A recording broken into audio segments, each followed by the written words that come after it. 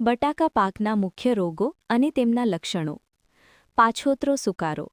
આ સૌથી ગંભીર રોગ છે, જે વાદળછાયા વાતાવરણમાં ફેલાય છે. પાંદડા પર કથ્થઈ કાળા ડાઘ પડે છે અને કંદ સડી જાય છે. આગોતરો સુકારો. પાંદડા પર ગોળાકાર કે અંડાકાર કથ્થઈ રંગના ટપકા એટલે કે ચક્રની અંદર ચક્ર જેવી રચના જોવા મળે છે. મૂળનો સડો અથવા બ્લેકલેગ. છોડ ઉગવાની સાથે જ મૂળ સડવા લાગે છે, જેનાથી છોડ નબળો પડીને સુકાઈ જાય છે.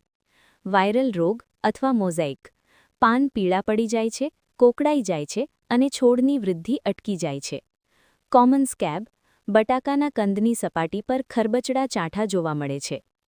રોગ નિયંત્રણના ઉપાયો. બિયારણની માવજત. વાવતા પહેલા બટાકાને બોરિક એસિડના 3% દ્રાવણમાં ડૂબાડીને માવજત આપવી. ફૂગનાશક છંટકાવ. પાછોતરા સુકારા માટે મેન્કોઝેબ 75% WP 25 ગ્રામ પ્રતિ 10 લીટર પાણી અથવા સાઇમોક્સાનેલ પ્લસ મેન્કોઝેબનો છંટકાવ 10થી 15 દિવસના અંતરે કરવો. જંતુ નિયંત્રણ. વાયરસ ફેલાવતી મૂલો મસી જેવી જીવાતોના નિયંત્રણ માટે યોગ્ય શોષક જંતુનાશકોનો ઉપયોગ કરવો. ખેત વ્યવસ્થાપન. પાણીનો ભરાવો થતો અટકાવવો અને રોગગ્રસ્ત છોડને દૂર કરવા. નોંધ. કોઈપણ જંતુનાશક કે ફૂગનાશકનો ઉપયોગ કરતા પહેલા કૃષિ નિષ્ણાતની સલાહ લેવી હિતાવહ છે.